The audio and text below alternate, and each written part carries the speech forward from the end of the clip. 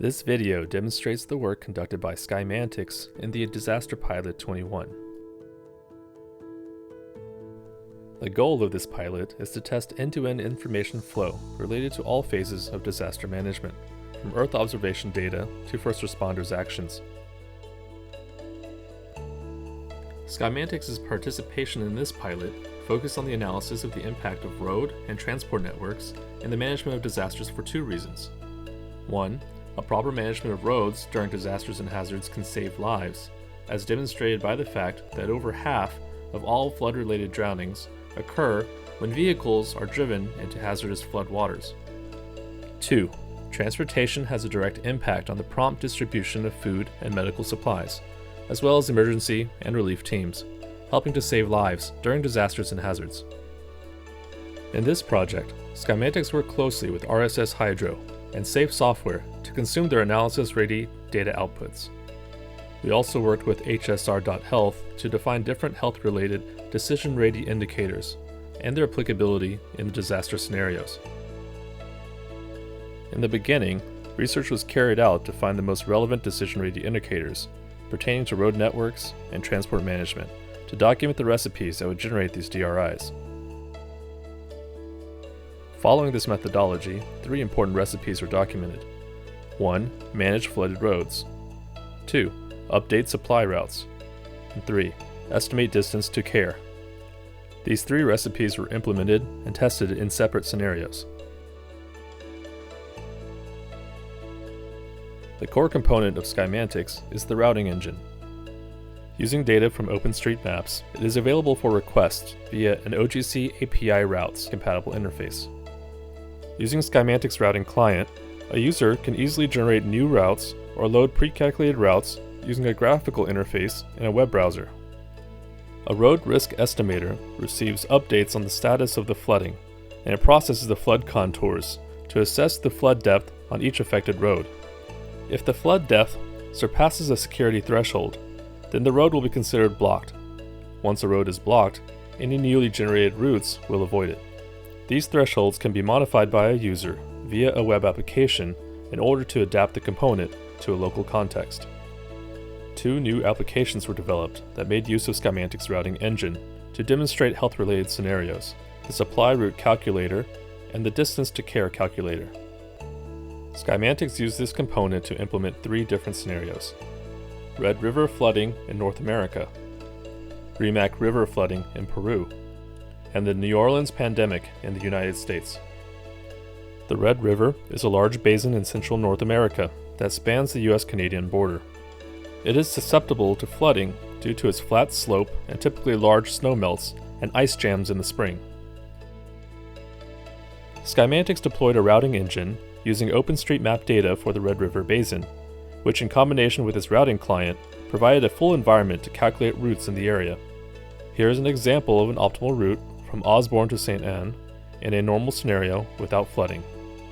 Prior to a flooding event, a decision maker can select the security thresholds that will control road closures within the routing engine, both for public and emergency vehicles, adapting the behavior to a local context.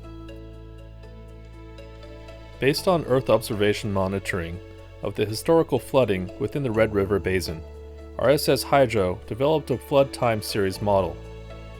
Using Safe Software's FME component, this model was converted into integration-ready data, consisting of a set of flood depth contours written to a geopackage. The road risk estimator receives this geopackage, and it processes the contours and depth of the flooding at each moment to assess which roads were affected and to what level.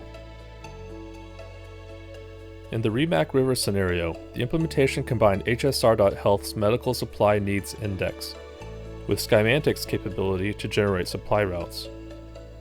The Medical Supply Needs Index is used to determine when and how much supply is needed to be delivered to each hospital.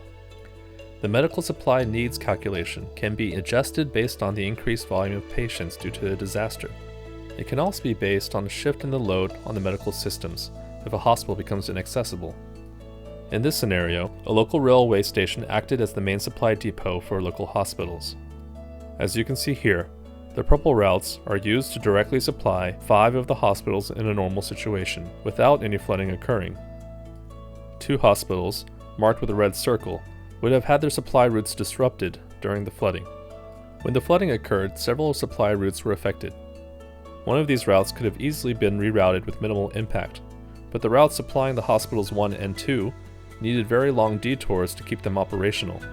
In this case, a better solution was to direct their patients to nearby hospitals 3 and 4, which could be resupplied easily with relatively short routes from the railway station. The third scenario focused on a pandemic and health use case in the United States. New Orleans, Louisiana was chosen as the area of study, as Louisiana has a census tract level of pandemic data and is an important use case to build off of for future pilots due to the frequency of coincident natural disasters that also occur there. The analysis in this scenario centered on experimenting with a new indicator, distance to care, defined as the distance to the nearest available hospital. According to experiences in other parts of the world, a distance to care below 5 minutes is optimal, whereas distances between 5 and 30 minutes pose as a moderate risk, and distances longer than that pose a serious risk for the population. In collaboration with HSR.Health, a pandemic scenario was simulated. About 1/3 of the hospitals in the city were saturated and could not attend to new patients. For every district, the routing engine calculated the average distance to the nearest available hospital. The results showed no area in high risk, although several were in moderate risk, depicted in yellow. This result could help prioritize the saturated hospitals that should be relieved, or in which areas new temporary hospitals could be deployed. This project demonstrated the impact of road and transport networks in the management of disasters. First, as a way to save lives by avoiding vehicles driving into hazardous floodwaters. Second, as a way to effectively manage critical supply routes during a disaster. And third, as a tool to generate new key indicators by integrating travel time calculations with geographical data. For more information, please feel free to contact us. Also, please like the video and subscribe for future content. Thanks for watching.